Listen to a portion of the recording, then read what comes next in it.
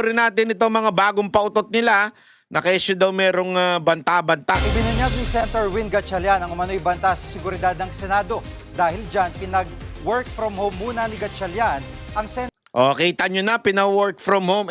Supposedly, this Thursday, may blue ribbon kay Marcoleta. Napakinggan ko kay Atty. Baligod. Pwede pa nga mapaaga-aga yun eh. Pero ano sinabi? Biglang pinauuwi na, work from home. Balu-baluktot talaga. Eto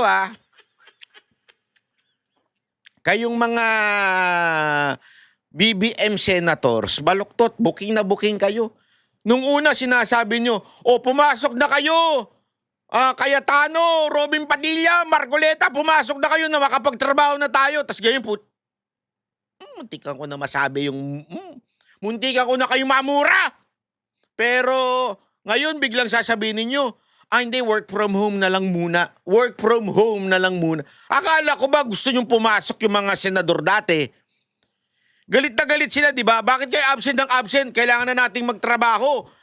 Di ba yun na sinasabi nila Cayetano noon? Kila Cayetano, tsaka doon sa grupo nila Marcoleta, sinasabi, kailangan nyo nang pumasok para makapagtrabaho na tayo. Tapos nung pumasok, bilang sasabihin nyo kayo, work from home. Bakit? Nag-create kayo ng threat. Threat ng nanyo. Anong threat? Employees mula bukas hanggang Huwebes. Live mula sa TV5 Media Center. Mula sa balita si News 5 Senate Correspondent Mayan Los Baños. Mayan, saan nakuha ni Mula bukas hanggang Huwebes. Huwebes nga may blue ribbon si Marcoleta eh. Senator Gatchalian ng impormasyon na may banta nga ba sa Senado? Jiggy, nakuha raw ni Senator Win Gatchalian yung impormasyon na yan kaugnay nga dyan sa banta sa seguridad sa Senado mula daw sa NBI.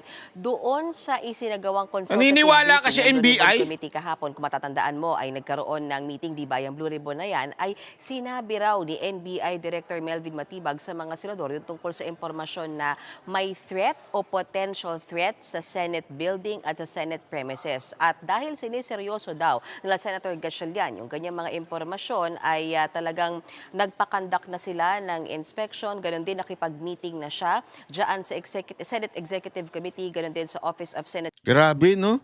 Sino kayong naniniwala dito? Yung mga media naman, salsal ng balita na to. Yung mga media na yung salsal ng salsal. Sila ngayon ang weapon eh. Sa totoo lang, sila ang mouthpiece o torotot. Di ba? Yung gano'n, yung kapag salita ka ng hindi ko laway yun, tubig yun ha. May mga nagsasalita dyan, sabi, bakit ba tumatalsik yung laway mo? Tubig po yun, hindi laway yun. Umiinom po kasi ako eh, kaya minsan gumaganon eh. Tsaka okay lang naman doon sa iba yun eh. Play. Arms para i-calibrate at kung mayroong mga adjustments na kailangan gawin doon sa Senate doon sa security protocols ng Senado. Priority daw syempre ang kaligtasan ng mga senador at nasa 2,000 mga empleyado ng Senado. Pautot! Walang naniniwala sa'yo, Gatchalian! At nakikipag-ugnayan din ngayon sila Senator Gatchalian sa mga intel offices para tuloy-tuloy nga yung information gathering.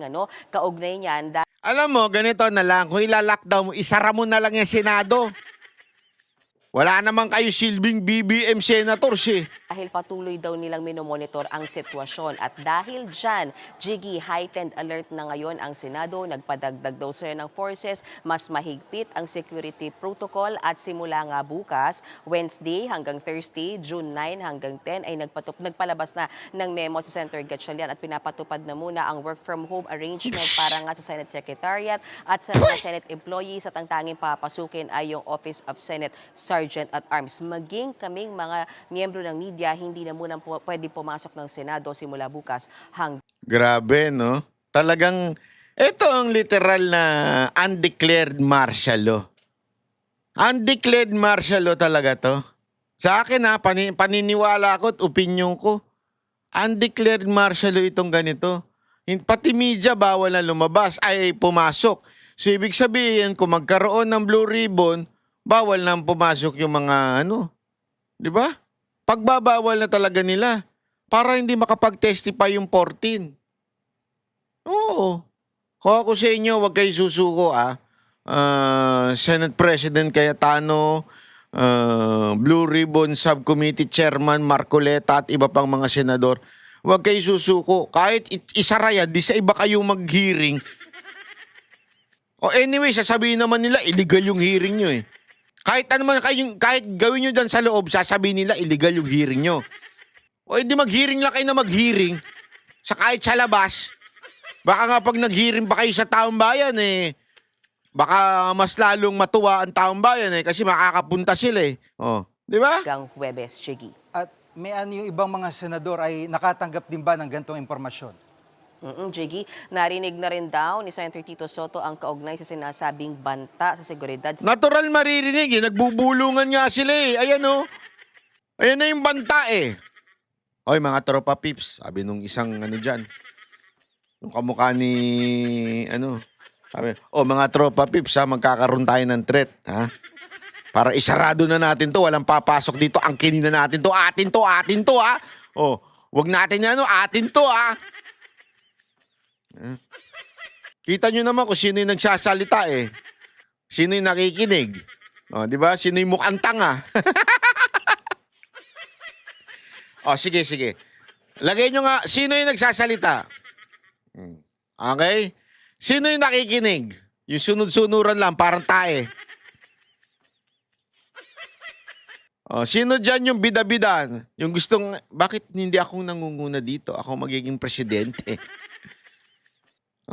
Sino dyan yung mukhang tanga lang? Yung pinakamukhang tanga. Alam ko kung sino. Ay, naku. Mukhang tanga talaga pag tiningnan mo Talay.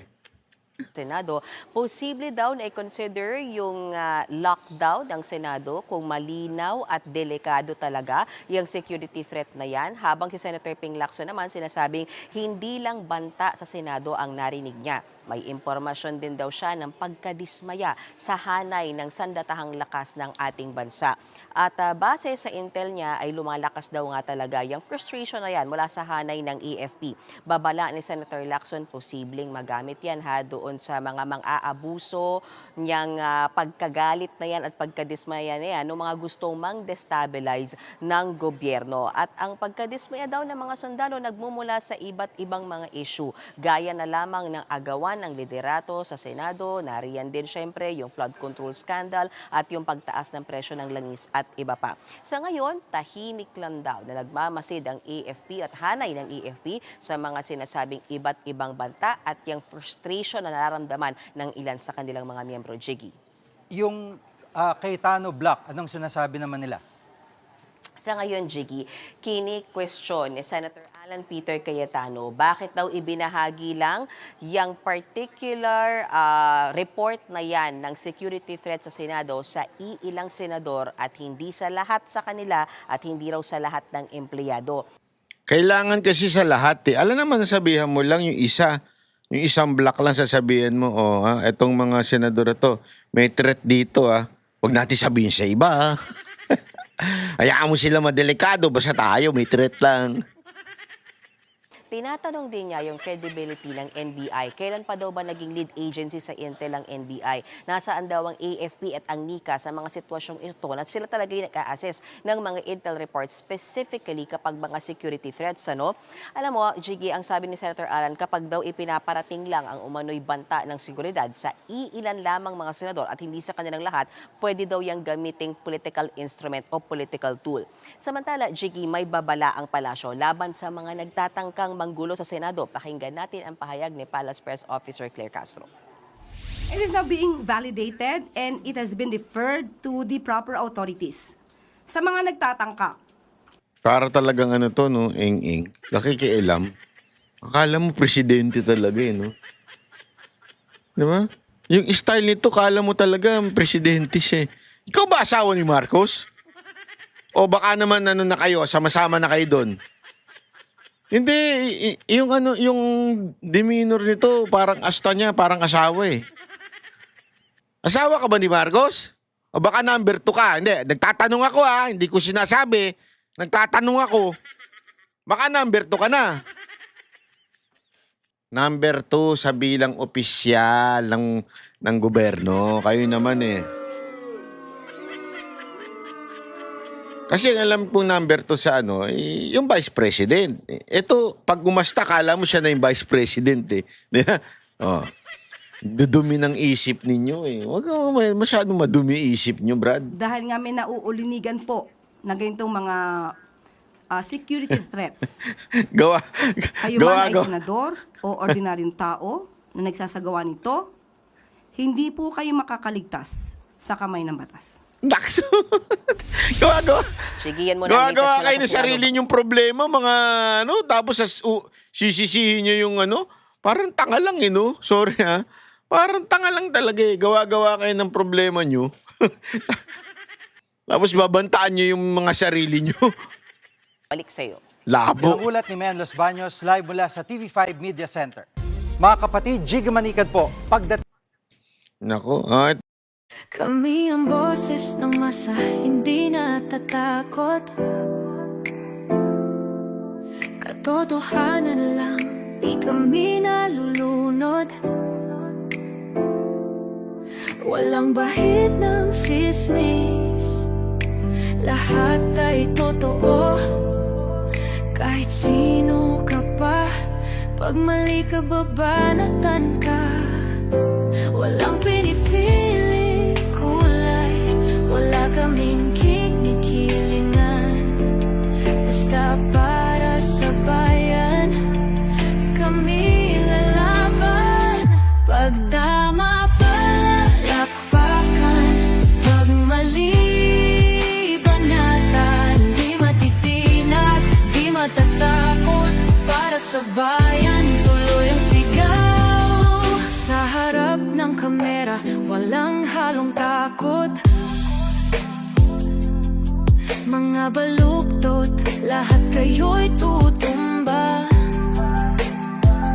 Ang hustisya at totoo, yun lang ang mahalaga. Kahit sinong harang, di kami matitinag. Walang pinipiling kulay, wala kaming kinikilingan. Basta para sa bayan, kami lalaban.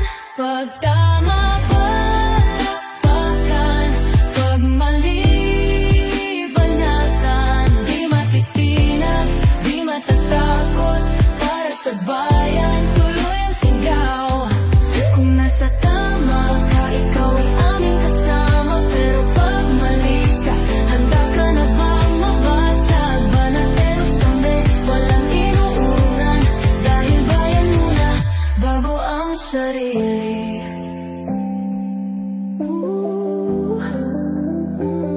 Bago ang sarili.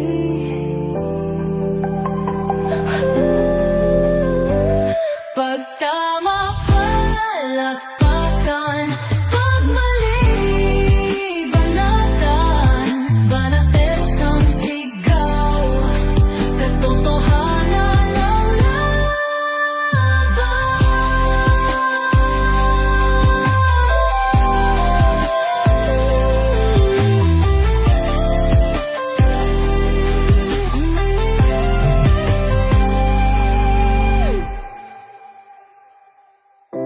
sa harap ng kamera, walang